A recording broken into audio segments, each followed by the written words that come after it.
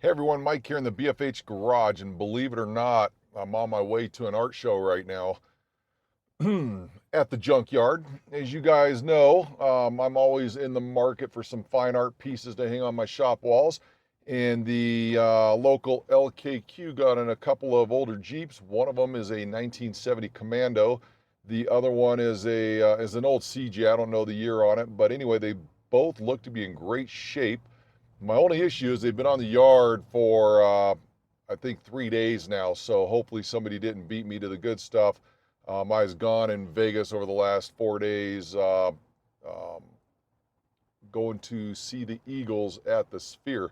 If you've never been to the Sphere and you go to Las Vegas, next time you go, I highly encourage you to go to the Sphere. It is absolutely mind-blowing. It is just unbelievable.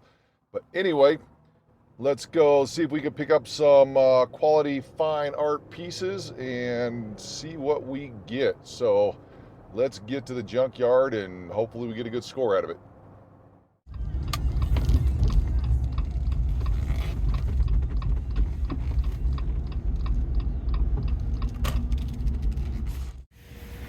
All right, no whammies, no whammies, no whammies. Jackpot. Right on. So we got a good grill right here. Lights are all there, not broken. We have an old grill here, a bunch of stuff broken, but that's fine. Right on. Let's see what else we can get.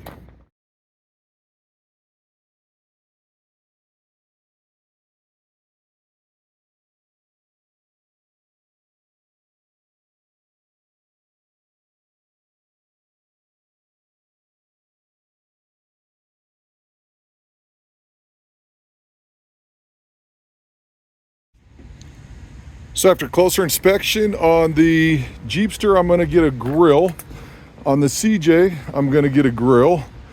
On the CJ, I'm going to get the tailgate. On the CJ, I'm going to get the couple of gauges on the dash panel there. I already have the dash pad sitting over here in the wheelbarrow. The only thing I hope I don't get from this CJ is a need for a tetanus shot. So anyway, got a lot of work to do. Hopefully I don't get cut.